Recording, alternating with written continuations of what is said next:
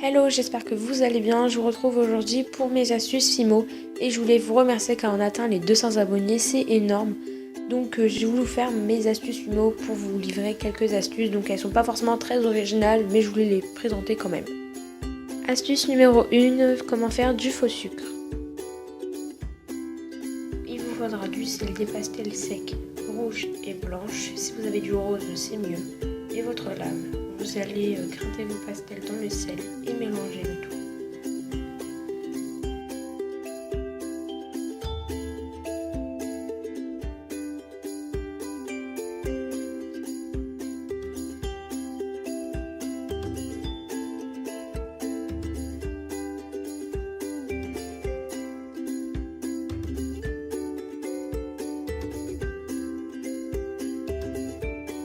Donc voilà ce que ça donne, donc c'est super réaliste, donc au lieu d'en acheter on peut se le fabriquer tout seul. Astuce numéro 2, copeaux de chocolat. Il vous faudra un petit récipient, de la Fimo chocolat, une râpe moitié pour la Fimo et une feuille.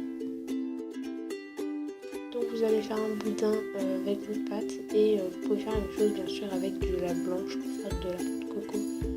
Et vous allez mettre 30 minutes à 110 degrés. Ensuite, vous allez tout simplement râper vos Fimo au-dessus d'une feuille.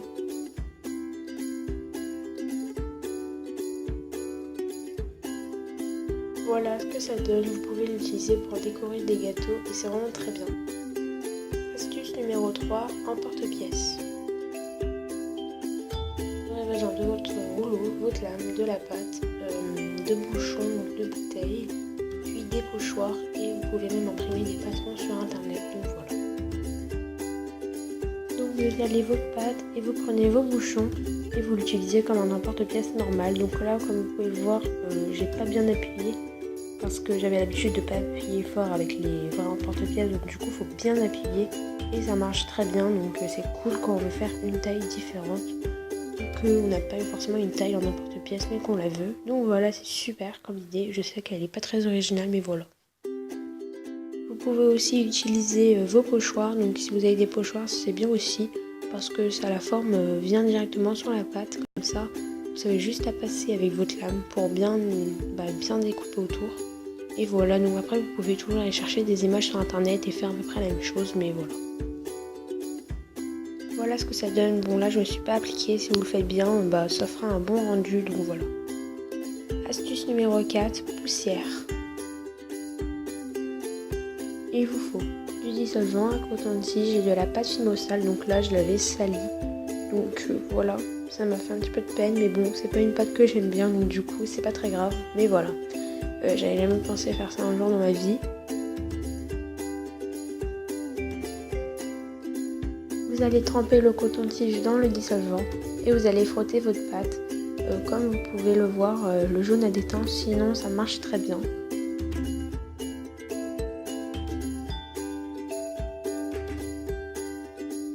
Pour ne pas rester sur un échec, j'ai recommencé avec une pâte rose vraiment très sale qui, quand j'avais touché, elle était devenue toute jaune. Donc j'ai refait la même chose et c'est devenu tout propre et tout, donc elle n'a pas d'étain, donc voilà.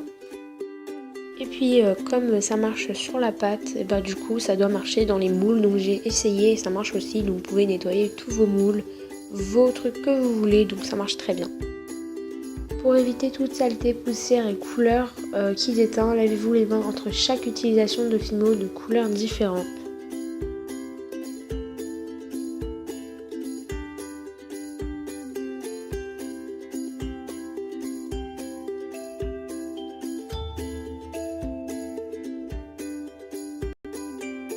Astuce numéro 5, ça colle.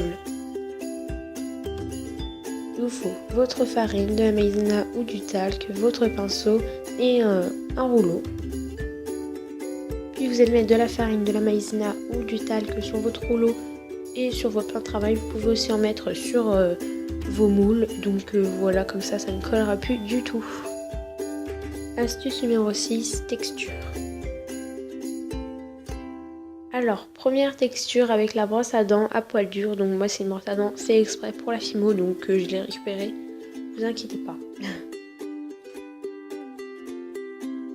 Voilà ce que ça donne. Cette texture peut servir pour les cupcakes ou les gâteaux. Donc moi je l'aime vraiment beaucoup, c'est celle que j'utilise le plus. Deuxième texture avec une boule d'aluminium.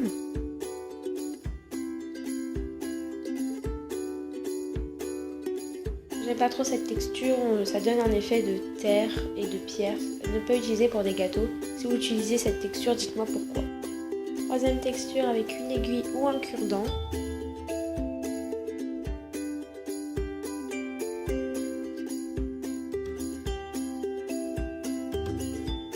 J'aime bien cette texture car elle est vraiment réaliste. Vous pouvez l'utiliser pour l'intérieur des gâteaux.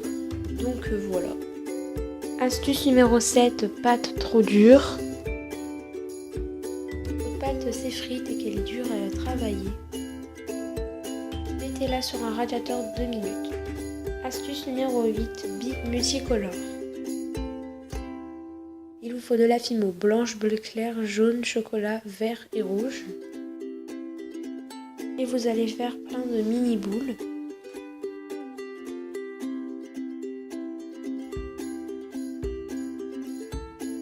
Comme ceci, donc il en faut pas mal quand même.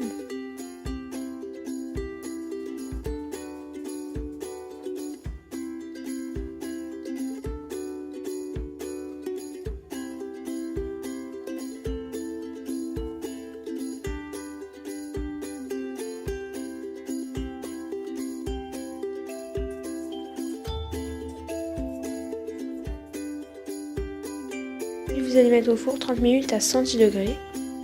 Quand c'est sorti du four, vous avez fini. En fait, c'est pour décorer des gâteaux ou des cupcakes pour faire comme des petits trucs vainés. Donc je trouve ça vraiment trop mignon. Je voulais justement essayer et je me suis dit pourquoi pas faire en vidéo aussi. Donc voilà.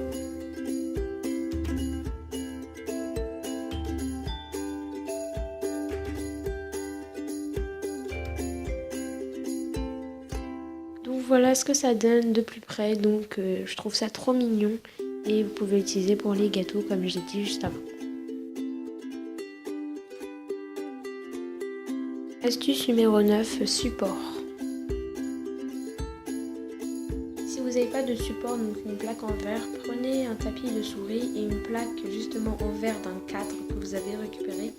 Et ça marche tout aussi bien, vous pouvez travailler comme s'il y avait une grande plaque de carrelage. Merci d'avoir regardé la vidéo, j'espère qu'elle vous aura plu. Si c'est le cas, likez, commentez, partagez et abonnez-vous. Merci encore pour les 200 abonnés, ça fait super plaisir. Bisous!